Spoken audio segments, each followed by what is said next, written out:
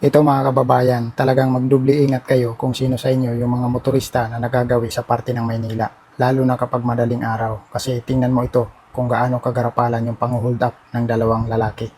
Bidyoan mo. Hala ka. Bidyoan mo, bidyoan mo. Wala man lang bumaba, lab. Bidyoan mo, bidyoan mo.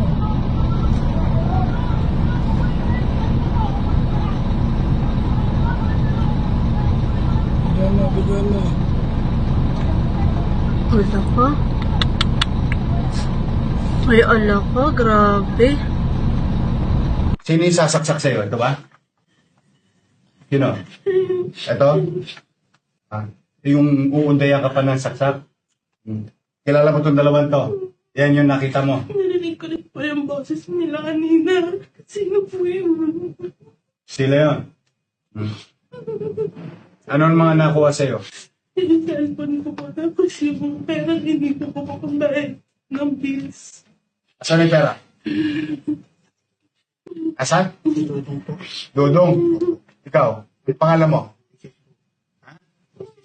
Moises. Ikaw, Marlon. Nakanin yung pera? Pati cellphone.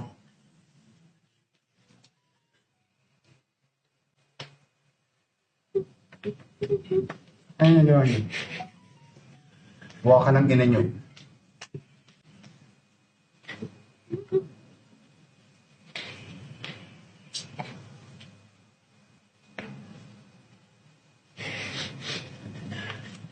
Kunin yung cellphone, ha?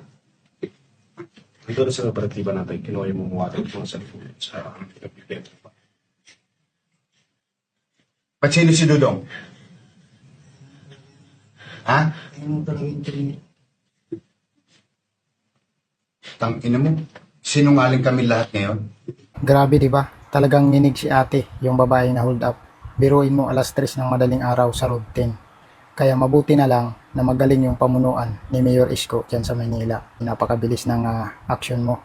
So ito mga kababayan, talagang magdubli ingat kayo. Kasi ganito na ngayon sa panahon. Kasi hindi na nila ginagalang yung mga politiko, lalo na yung presidente. Kasi wala naman talagang ginawa kundi magnakaw lang sila.